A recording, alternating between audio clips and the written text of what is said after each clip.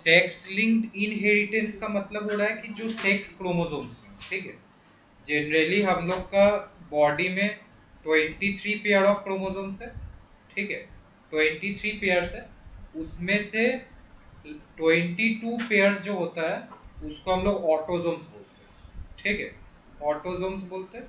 और जो लास्ट का सिंगल पेयर बचा उसको हम लोग सेक्स क्रोमोसोम बोलते हैं, ठीक है। तो ये जो वन पेयर है ये एक्स एक्स हो सकता है या ये एक्स वाई हो सकता है, ठीक है। तो अगर कोई भी डिसऑर्डर अगर इन क्रोमोसोम्स के कारण हो, इन क्रोमोसोम्स में इफेक्ट होने के कारण हो, तब हम लोग उसको सेक्स लिंक्ड बोलते हैं, ठीक है। तो ये जो डिसऑर्डर होगा ये पास होगा from the parents to offspring, ठीक है। अब उनका पास होने का एक अलग ही पैटर्न होता है, ठीक है, जो अभी हम लोग देखेंगे। सबसे पहले स्टार्ट होता है x linked inheritance. X linked का मतलब जो एक्स क्रोमोसोम्स के कारण हो रहा है, ठीक है। अब यहाँ पे थोड़ा ध्यान से देखो क्या बोला है। Certain disorders caused due to heredity such as hemophilia and color blindness are more common in males than in female.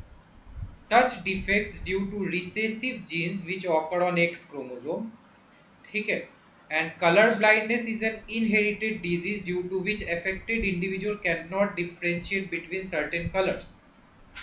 So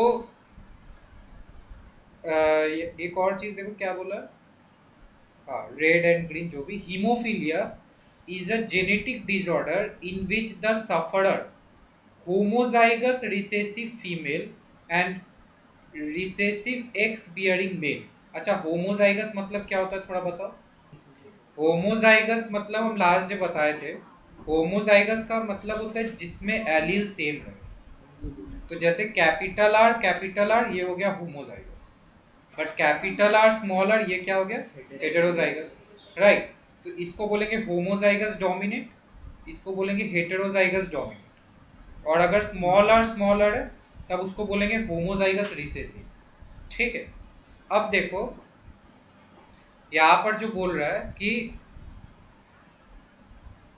जो एक्स लिंक्ड रिसेसिव है, ध्यान से समझना, एक्स लिंक्ड रिसेसिव, ठीक है। हम लास्ट डे क्या बताए थे कि अगर रिसेसिव जीन रहे रिसेसिव जीन रहने के कारण वो क्या होता है, सप्रेस हो जाता है अगर एक भी डोमिनेंट हो। मतलब मान लो कैपिटल आर स्मॉल आर है तो ये स्मॉल आर बेसिकली एक्सप्रेस नहीं होगा, वो जो है वो राउंड सीड ही रहने वाला है, मतलब एग्जाम्पल के। तो अगर कोई रिसेसिव को इफेक्ट दिखना है तो दोनों रिसेसिव होना चाहिए। तो अगर दोनों स्मॉल आर है तभी एकमात्र वो क्या होगा, स्मॉल होगा, ड्वार्फ होगा, right. In the same way x linked recessive में क्या है कि अगर एक्स क्रोमोसोम में दोनों एक्स क्रोमोसोम अगर इफेक्टेड है तभी वो डिजीज मेरे को देखने को मिलेगा। अगर एक क्रोमोसोम इफेक्टेड हो तब वो डिजीज हम लोग को देखने को नहीं मिलेगा। So when both are affected तभी उस ऑर्गेनिज्म को इफेक्टेड बोलेंगे, इंडिविजुअल को। और अगर एक ही एक्स क्रोमोसोम में इफेक्टेड है तब उसको कैरियर बोलेंगे, ठीक है। मतलब ये जो इंसान है ये ये इफेक्टेड नहीं है, इसको कलर ब्लाइंडनेस नहीं है, बस इसके पास वो जीन है, वो कैरी कर रहा है। क्योंकि अगर उसको वो इफेक्ट शो करना है तो दोनों क्रोमोसोम में इफेक्ट होना चाहिए, राइट। क्योंकि हम क्या बताए, एक्स लिंक्ड रिसेसिव है। रिसेसिव का मतलब it can only express when both the chromosomes are affected या म्यूटेड, ठीक है। सो अब देखो मेल के, ये तो देखो फीमेल का केस था, बट मेल, अब फीमेल का केस तो देखो यहाँ पे देख लिए। फीमेल में क्या है कि अगर दोनों एक्स क्रोमोसोम में इफेक्ट है तभी हम लोग को दिखेगा, राइट। बट मेल में तो देखो एक ही एक्स क्रोमोसोम ना, तो अगर एक ही एक्स में इफेक्ट हो तब भी उसको इफेक्टेड ही बोलेंगे। क्योंकि डिजीज क्या है, एक्स लिंक्ड, मतलब एक्स में इफेक्ट होना चाहिए। और मेल में जैसे कि एक ही एक्स क्रोमोसोम है तो एक ही इंसान इफेक्ट, एक ही एक्स अगर इफेक्ट होता है तब वो पूरा पूरी इंसान ही इफेक्ट, समझ में। सो यहाँ पे देखो क्या बोल रहा है, हीमोफीलिया में क्या होता है, ब्लड फेल्स टू क्लॉट, जो भी हो। So the following cases explain. सबसे पहले देखो इसको हम लोग बोलते हैं क्रिस क्रॉस इनहेरिटेंस, ठीक है। एक बहुत अच्छा कंसेप्ट है, ध्यान से समझो। क्रिस क्रॉस इनहेरिटेंस क्यों बोल रहे हैं? अगर हम लोग यहाँ पर देखें, पहला कंडीशन क्या है? Normal mother, colour blind father. ठीक है, अब ध्यान से समझो, हम पनेट स्क्वायर बनाना सिखाए थे। पहले हम कलर ब्लाइंड फादर को लेते हैं, ठीक है, colour blind father. Colour blind father का मतलब वो एक्स, इसको डैश दे, जीरो दे, जो भी दे, ठीक है। तो यहाँ पे जैसा कि कलर ब्लाइंड है तो उसका एक्स अफेक्टेड है, ठीक है। और जो मदर है, देखो वो मदर क्या है? नॉर्मल मदर है, नॉर्मल मदर, ठीक है। Normal mother means x x, कोई एक्स में इफेक्ट नहीं। सबसे फर्स्ट केस हम लोग क्या करते हैं, पनेट स्क्वायर के लिए गैमेट्स निकाल लेते हैं, क्या क्या गैमेट। तो यहाँ से एक्स जीरो वाई, और यहाँ से क्या होगा, एक्स और एक्स, ठीक है। अब हम बोल, यहाँ पे अगर हम लोग बॉक्स बनाए ये पनेट स्क्वायर का, ठीक है, हम बताए थे कि इसको ऐसे कर दिए, ठीक है, और ये, ठीक है। अब ये जो मेल का गैमेट्स है उसको हम यहाँ पे लिखेंगे। सो ये एक्स जीरो वाई यहाँ लिख दिए, और ये जो फीमेल का गैमेट्स है उसको यहाँ पे लिखेंगे, एक्स एंड एक्स, ठीक है। अब हम लोग अपना क्रॉस कर लेंगे। तो देखो ये एक्स, ये हो गया एक्स जीरो एक्स, ये हो गया X Y, X zero X, X Y, ठीक है। तो अगर हम लोग देखें 50% डॉटर जो है वो लोग क्या है, 50% डॉटर मतलब साढ़े ही डॉटर, बेसिकली 50% तो नहीं, मतलब साढ़े ही डॉटर। ये लोग सभी केरियर है, जितने भी डॉटर्स है ये लोग क्या है, केरियर है। अब एक चीज़ यहाँ पे नोटिस करने का है कि मम्मी तो अफेक्टेड थी ही नहीं, तो एक्चुअली में ये जीन कहाँ से आ रहा है, फादर से आ रहा है। इसीलिए इसको क्रिस क्रॉस बोला जा रहा है, मतलब father to daughter, mother to son. तो ये जो जीन है वो फादर से डॉटर में आया, ठीक है। क्योंकि देखो मदर तो अफेक्टेड ही नहीं है, राइट। जो इंसान अफेक्टेड है वो जीन को पास किया, बट सन में गया ही नहीं, सन अफेक्टेड ही नहीं, ठीक है। सो ये पहला केस था। सेकंड केस, हाँ, अब सेकंड केस में हम लोग देखते हैं केरियर मदर है, ठीक है। केरियर मदर है मतलब ये नॉट कलर ब्लाइंड, ठीक है। मतलब मदर जो है उनके पास जीन है, बट वो अफेक्टेड नहीं है, वो कलर ब्लाइंड नहीं है, she is just the career. Affected होने के लिए हम क्या बताएं, दोनों एक्स में होना चाहिए। और फादर जो है वो नॉर्मल है, ठीक है, मतलब फादर इज नॉर्मल, मम्मी जो है वो कलर ब्लाइंड है। तो गैमेट्स का केस देखते हैं, एक्स जीरो हो सकता है, एक्स होगा, यहाँ से एक्स होगा, यहाँ से वाई होगा, ठीक है। अब हम लोग पनेट स्क्वायर बनाते हैं। सो देखो यहाँ पर हम लोग एक्स वाई लिख दिए, राइट। यहाँ पे एक्स जीरो और क्या होगा, एक्स होगा, राइट। तो एक्स जीरो एक्स, हाँ हाँ, ऊपर ही लिखो, ठीक। अब ये एक्स एक्स, यहाँ से देखो एक्स जीरो वाई और एक्स वाई। अब यहाँ पर जो नोटिस करने का है, देखो जो सन है वो अफेक्टेड है, ठीक है, सन जो है वो अफेक्टेड। तो देखो फादर अफेक्टेड था ही नहीं, मम्मी के पास कैरियर जीन था तो सन अफेक्टेड हो गया, ठीक है। तो ये हो गया हम लोग का। अब देखो यहाँ पे केस 3 बोला है, केस 3 हम लोग खुद से क्रॉस करके ट्राई करेंगे। बोल रहा है कैरियर वुमेन है और कलर ब्लाइंड मैन है, ठीक है। तो नोट, यहाँ पर ये हो गया एक्स जीरो, यहाँ पे ये हो गया एक्स, ये हो गया एक्स जीरो, और ये हो गया वाई, ठीक है। अब हम लोग यहाँ पर क्रॉस करेंगे, तो पनेट स्क्वायर में ये हो गया X zero Y, X zero X, ठीक है। तो X zero right, X zero Y, right, और एक्स वाई। अब हम लोग अगर यहाँ पर देखें तो मेल जो है वो अफेक्टेड है, और फीमेल जो है, एक तो फीमेल अफेक्टेड और एक कैरियर है, राइट। तो बेसिकली एक मेल तो नॉन अफेक्टेड, हाँ, एक मेल नॉन अफेक्टेड है, एक मेल अफेक्टेड है, और यहाँ एक फीमेल अफेक्टेड है, एक फीमेल कैरियर। तो देखो बेसिकली दोनों में क्यों गया, क्योंकि फादर अफेक्टेड था, मदर के पास भी जीन था, तो मदर से सन में भी गया, फादर से डॉटर, ठीक है। समझ में आया। देखो अब हम लोग आ जाते हैं मेंडल एक्सपेरिमेंट ऑन इनहेरिटेंस। अब ग्रेगर मेंडल का क्या कंसेप्ट है थोड़ा समझते हैं। तो सबसे पहले तो देखो मेंडल जो है वो पी प्लांट को चूज किए थे, ठीक है। पी प्लांट को ही क्यों चूज किए थे उसका हम लोग का कारण जानना है। तो सबसे पहले तो देखो many varieties were available, pea plant का बहुत सारा कैरेक्टरिस्टिक्स था जो अवेलेबल था, जैसे टॉल प्लांट, राउंड सीड, हाँ, फ्लावर कलर, ऐसा ऐसा बहुत सारा चीज़ था जो हम लोग यहाँ पे टेबल में देख सकते हैं, राइट। फिर इतना सारा कैरेक्टरिस्टिक्स को स्टडी किया जा सकता है, इसीलिए पी प्लांट को चूज किया गया। सेकेंड, वैराइटीज जो वो प्योर फॉर्म में एग्जिस्ट करता है। प्योर फॉर्म का मतलब हुआ कि वो होमोजाइगस होगा, ठीक है, होमोजाइगस मतलब होमोजाइगस एग्जिस्ट करता है, मतलब प्योर टॉल। अगर कभी भी क्वेश्चन में बोले प्योर टॉल, प्योर टॉल, तो इसका मतलब समझ लेना capital T capital T, okay. Pure का मतलब both allele are same, homozygous, right. उसके बाद बोला कि पी प्लांट को सेल्फ पोलिनेट तो होता ही है, बट हम लोग क्रॉस पोलिनेशन भी कर सकते हैं आर्टिफिशियल, ठीक है। और लाइफ स्पेन बहुत छोटा है, मतलब नेक्स्ट जनरेशन को स्टडी करने पे आपको ज़्यादा टाइम नहीं गंवाना पड़ेगा, ठीक है। So these are some reason कि पी प्लांट को क्यों चूज किया गया, ओके। अब देखो, हम लोग का जो क्रॉस है वो दो प्रकार का हो सकता है। एक हो सकता है मोनो हाइब्रिड क्रॉस और एक हो सकता है डाई हाइब्रिड क्रॉस। इसको पहले समझते व्हाट आर दिस टू, ठीक है। देखो, मोनो हाइब्रिड क्रॉस का मतलब, मोनो मीन्स वन, सो मोनो हाइब्रिड क्रॉस का मतलब when one character is taken into consideration, into consideration मतलब जब आप एक ही कैरेक्टर को स्टडी कर रहे हो कि वो कैसे ट्रांसफर होगा। मतलब मान लो आपके पास एक प्योर टॉल और प्योर शॉर्ट प्लांट है, ठीक है।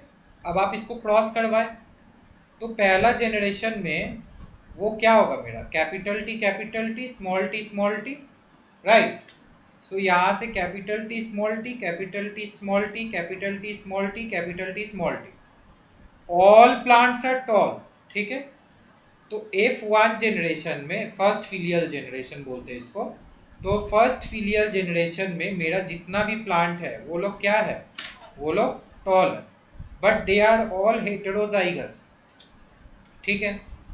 अब मेंडल के हिसाब से अगर हम लोग F1 को खुद में क्रॉस करा दें, मतलब तो देखो F1 में कैपिटल टी स्मॉल टी है, कैपिटल टी स्मॉल टी है, राइट।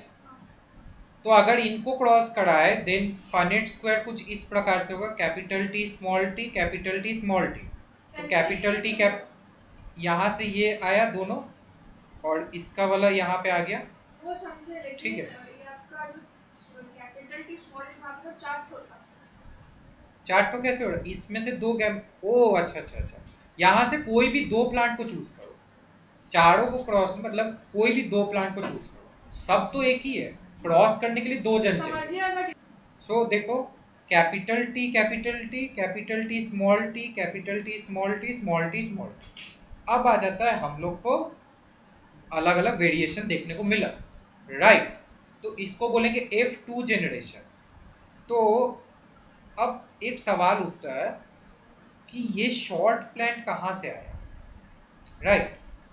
ये शॉर्ट प्लांट आया कहाँ से, मतलब अगर हम लोग ध्यान से देखें, देखो ये जो दो प्लांट है ये लोग बाहर से दिखने में तो टॉल ही दिख रहा है ना, हम लोग को तो नहीं पता कि वो आपका क्या बोलते हैं अंदर में ये हेटेरोजाइगस, बाहर से तो हम देखेंगे वो टॉल ही है। तो जब टॉल प्लांट को हम क्रॉस करवा रहे हैं, दोनों ही टॉल प्लांट है, तो ये शॉर्ट प्लांट फिर कहाँ से आ रहा है। तो इसीलिए मेंडल क्या कहे कि ये जो जीन था शॉर्टनेस के लिए, ये ट्रांसफर होके आया था F1 से, ठीक है।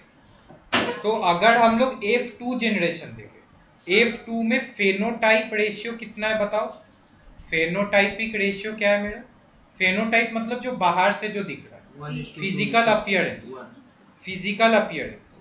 फेनोटाइपिक रेशियो का मतलब फिजिकल अपीयरेंस। अगर देखो हम इसको देखें तो ये कैसा है, टॉल है, इसको अगर बाहर से देखें ये भी टॉल है, और इसको अगर बाहर से देखें ये भी टॉल है, तो ये होगा 3:1, ठीक है। इसको 3:1 ही लिखते हैं, 1:3 भी है बट 3:1 ही लिखते हैं, ठीक है।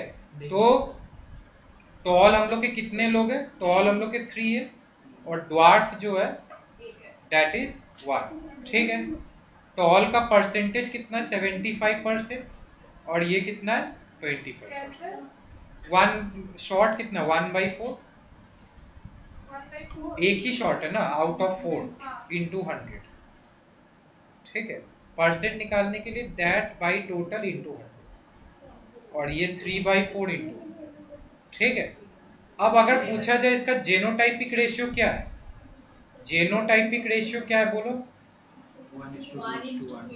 1:2:1। क्यों? क्योंकि एक तो प्योर टॉल है, एक हेटेरोजाइगस टॉल है, मतलब दो हेटेरोजाइगस टॉल और एक प्योर शॉर्ट, ठीक है। सर ये क्या बोल समझ में रहा आया? हिसाब से, मेंडल के हिसाब से अगर प्योर प्लांट को प्योर टॉल या प्योर शॉर्ट या प्योर कोई भी ट्री को अगर क्रॉस किया जाए, उनका F1 जनरेशन को सेल्फिंग किया जाए, सेल्फिंग मतलब सेल्फ पोलिनेट, और जो F2 जनरेशन आएगा उस F2 में फेनोटाइपिक हमेशा 3:1 होगा और जेनोटाइपिक हमेशा 1:2:1 होगा। Dihybrid cross. So dihybrid cross क्या है? डाई हाइब्रिड क्रॉस में हम लोग क्या करेंगे, पहला में क्या था, हम लोग एक ही कैरेक्टर लिए थे, मतलब हाइट, राइट। उसमें बस टॉल शॉर्ट को लिए थे। हम एक ही कैरेक्टर सीट कलर भी ले सकते थे, एक ही कैरेक्टर सीट शेप भी ले सकते थे, कुछ भी ले सकते थे। बट जब एक साथ दो कैरेक्टर को कंसीडर किया जाए तब उसको हम लोग बोलेंगे डाई। मतलब जैसे आपका एक पी प्लांट है, एक पी प्लांट है जो कि टॉल है और उसका सीड भी राउंड है, तो उसका ऐसे लिखा जाएगा, टॉल, टॉल का दो एलिल, प्योर, प्योर हमेशा लेंगे, ठीक है, हमेशा प्योर लेंगे, और राउंड, ठीक है। इसको क्रॉस किया गया शॉर्ट और व्रिंकल्ड के साथ, ठीक है। So this is tall round and this is short wrinkled. समझ में आया? अब गैमेट्स देखते क्या क्या हो सकता है। तो देखो, हम क्या पता है, गैमेट्स में एलिल को सेपरेट कर देंगे, राइट। सो इसमें से ये अलग हो गया टी, और इसमें से एक ये अलग हो गया, तो टी आर ये मेरा गैमेट है, राइट। और टी, मतलब फर्स्ट को फर्स्ट, सेकंड से सेकंड। हाँ हाँ, उससे मतलब नहीं, अल्टीमेटली एक ही आने वाला है, ठीक है। अब स्मॉल टी के साथ स्मॉलर और एक स्मॉल टी के साथ स्मॉल, ठीक है। सो बेसिकली मेरे पास दीज आर द गैमेट्स, ठीक है। अब हम लोग फर्स्ट F1 जनरेशन का क्रॉस करेंगे। सो F1 जनरेशन का अगर हम क्रॉस करें, सो यहाँ से मेरा क्या आएगा, टी आर, राइट, और यहाँ से क्या आएगा, टी आर, ठीक है। मतलब इस प्लांट से ये आया, इस प्लांट से ये आया, ओके। अब क्रॉस करो, देखो ये होगा capital T small T capital R small R, ठीक है। Capital T small T capital R small R, capital T small T capital R small R, capital T small T capital R small R, ठीक है। This is F1 generation. तो F1 का phenotype क्या है बताओ? F1 का जो phenotype है that is tall and round, ठीक है, क्योंकि डोमिनेंट है तो एक्सप्रेस हो जाएगा और रिसेसिव को सप्रेस करेगा। नाउ अब F1 को ही सेल्फ क्रॉस करेंगे, ठीक है, सेल्फिंग करेंगे हम लोग। So capital T small T capital R small R crossed with capital T small T capital R small R, okay. Gametes देखते क्या क्या हो सकता है। सबसे पहले इसको सेपरेट करेंगे, कैपिटल टी कैपिटल आर के साथ जा सकता है, कैपिटल टी स्मॉल आर के साथ भी जा सकता है, स्मॉल टी कैपिटल आर के साथ जा सकता है, और स्मॉल टी स्मॉल आर के साथ भी जा सकता है, राइट। तो ये चार प्रकार का गैमेट्स है जो मेरे को मिल रहा है, ठीक है। इसमें लोग चार निकाले हैं। हाँ, ये चार प्रकार का गैमेट्स है, और यहाँ से भी देखो सेम ही होगा, तो वो हम और नहीं लिख रहे, ठीक है। Now what we will do, we will make the table.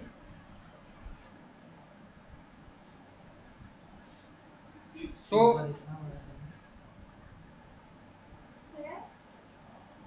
देखो, ठीक है। सो अब हर एक गैमेट्स को लिखते हैं, capital T capital R, capital T small R, small T capital R, small T small R. यहाँ पे भी सेम लिखेंगे, capital T capital R, capital T small R, small T capital R, small T small R, right. अब हम लोग cross करेंगे, so this will be capital T capital T capital R capital R, capital T capital T capital R small R, capital T small T capital are, right. हम लिख रहे हैं उसके बाद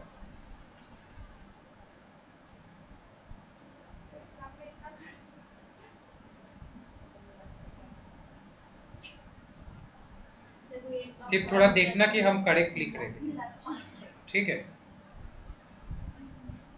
तो ये हम लोग का हो गया पूरा। अब फेनोटाइप थोड़ा देखते हैं, फेनोटाइप मतलब बाहर से कैसा दिख रहा है, ठीक है। सो फेनोटाइप का मतलब बाहर से कैसा दिख रहा है। तो सबसे पहले देखो टॉल एंड राउंड कौन कौन है वो थोड़ा देखते हैं, ठीक है। टॉल एंड राउंड ध्यान से समझो, हम इस गैमेट को फॉलो कर रहे हैं। देखो ये टॉल राउंड है, तो टॉल राउंड कौन कौन होगा, ये टॉल राउंड है, ये भी टॉल राउंड है, ये भी टॉल राउंड है, ये भी टॉल राउंड है, ये भी टॉल राउंड है, ये नहीं है, दिस वन, ठीक है, दिस वन, उसके बाद बोलो ये वन। तो टोटल कितने हुए टॉल एंड राउंड, 9 जन है, ठीक है, 9 है, राइट। उसके बाद सेकंड क्या था, देखो टॉल एंड रिंकल, ठीक है, tall and wrinkle.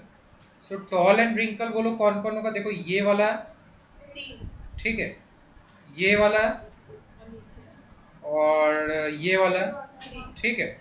So tall and wrinkle, tall and wrinkle कितना है 3। उसके बाद बोलो देखो short and round, short and round मतलब ये वाला, ये वाला, ये वाला। तो शॉर्ट एंड राउंड कितने लोग हैं 3, और शॉर्ट एंड व्रिंकल कितने लोग हैं 1, राइट। सो द रेशियो कितना होगा 9:3:3:1, समझ में। सो this is the phenotypic ratio of F2 generation of dihybrid groups, ठीक है। अब जेनोटाइपिक क्या हो सकता है, जेनोटाइपिक देखो यहाँ पे बहुत कॉम्प्लिकेटेड है, वो हम लोग का है भी नहीं। मतलब हर एक जेनोटाइप को, जैसे ये एक प्रकार का है, ये एक अलग प्रकार का है, ये एक अलग प्रकार का है। सो हम बस यहाँ पे थोड़ा रेशियो लिख दे रहे, चाहिए तो नहीं but still I am writing. देखो जेनोटाइपिक रेशियो कुछ ऐसा दिखता है, जेनोटाइपिक रेशियो जो है that is something like this, 1:2:1:2:4:2:1:1, ये हम लोग का जेनोटाइपिक, ठीक है। अब आ जाते हैं Mendel's law of inheritance. 3 laws है जो हम लोग को पूरे अच्छे से याद है, डेफिनेशन बेस्ड क्वेश्चन में आता है, ठीक है। मतलब मार्क्स डिस्ट्रीब्यूशन कैसे है, मार्क्स डिस्ट्रीब्यूशन हम लोग कैसे रहता है 1 2 2 2 3 ऐसे रहता है सेक्शन बी में, ठीक है। Mendel's law of dominance, law of dominance ये फर्स्ट लॉ है। मतलब फर्स्ट लॉ ऐसा नहीं, मतलब 3 बेसिक लॉ है, law of dominance, law of segregation, ठीक है, लॉ ऑफ सेग्रेगेशन और law of independent assortment, law of independent assortment. अब नाम से ही हम लोग इजिली लॉ को समझ सकते हैं। देखो सबसे पहले लॉ ऑफ डोमिनेंस क्या बोला गया थोड़ा समझो। लॉ ऑफ डोमिनेंस ये बोलता है कि मान लो मेरे पास एक पेयर ऑफ एलील है, तो उसमें जो डोमिनेंट एलील है वही एक्सप्रेस होगा और रिसेसिव एलील सप्रेस्ड हो जाएगा, बस, ठीक है। तो सबसे पहला लॉ क्या बोल रहा है, out of pair of contrasting characters only one is able to express while the other remain suppressed, ठीक है। जो अपने आप को एक्सप्रेस कर रहा है उसको डोमिनेंट बोलेंगे और जो अनएक्सप्रेस्ड हो रहा है उसको क्या बोलेंगे, रिसेसिव। पहला law complete. Second law of segregation. अब ध्यान से समझो, सेग्रीगेशन का मतलब होता है सेपरेशन, सेग्रीगेशन का मतलब सेपरेशन। तो इसमें कहा गया है कि जो पेयर ऑफ एलील है, ठीक है, पेयर ऑफ एलील है, मान लो कैपिटल आर, तो जब गैमेट फॉर्मेशन होगा तो ये अपने आप को सेपरेट कर लेगा, जो कि हम लोग देखे भी कि जब एलील रहता है पेयर में, गैमेट्स में वो सिंगल ही जाता है, राइट। सो यही चीज़ बोला गया है कि 2 members of a pair of factors separate during formation of gametes. ये लोग सेपरेट हो जाता है, they do not blend but segregate और सेपरेट इनटू डिफरेंट गैमेट्स। समझ में आया? Next, law of independent assortment. Law of independent assortment क्या कहता है? देखो, इंडिपेंडेंट का मतलब हुआ जो किसी पे डिपेंड नहीं करे। अब ये जो लॉ है ये स्पेसिफिकली डाई हाइब्रिड क्रॉस के लिए बोला गया है, डाई हाइब्रिड या उससे ज़्यादा। मतलब यहाँ पे क्या कहा गया है कि मान लो आपके पास दो पेयर ऑफ एलील है, ठीक है, दो पेयर ऑफ एलील है, तो इसमें कोई भी, जब हम लोग गैमेट फॉर्मेशन करते हैं, ठीक है, मतलब मान लो F1 जनरेशन में capital T small T capital R small R था, ये था। तो अब ये सेल्फिंग हम लोग किए थे, capital T small T capital R small R किए थे, राइट। तो मैंने क्रॉस क्रॉस, ठीक है। अब हम लोग क्या देखे थे? गैमेट फॉर्मेशन देखे थे। तो हम लोग देखे कि जो कैपिटल टी है वो कैपिटल आर के साथ जा सकता है, कैपिटल टी स्मॉल आर के साथ भी जा सकता है, और स्मॉल टी कैपिटल आर के साथ जा सकता है, स्मॉल टी स्मॉल आर के साथ भी जा सकता है। तो इंडिपेंडेंट असॉर्टमेंट यही कहता है कि जरूरी नहीं है कि जो कैपिटल टी है वो सिर्फ कैपिटल आर के साथ ही जाएगा, वो किसी के साथ भी जा सकता है। वो कैपिटल टी कैपिटल आर के साथ भी जा सकता है, स्मॉल आर के साथ भी।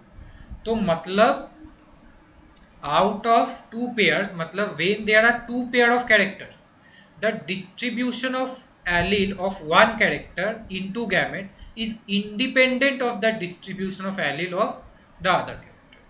Understood? This is called law of independent assortment. Application of Mendel's law. A knowledge of Mendelian principle give us idea about new combinations. Such information is of great importance to both plants and animal breeders. ठीक है? And new types of plants with new combination useful can be produced by hybridization. अच्छा, mutation.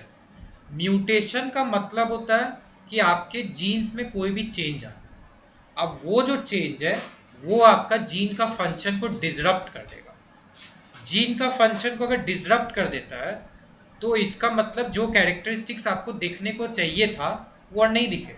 इसका best example है sickle cell anaemia, एक बहुत famous example है। इसमें क्या होता है कि जो जीन हम लोग का हीमोग्लोबिन के लिए कोड कर रहा था, ठीक है, मतलब इस जीन के पास इंफॉर्मेशन था हीमोग्लोबिन के लिए, वो जीन में कुछ म्यूटेशन होने के कारण हीमोग्लोबिन में चेंजेस आ गए।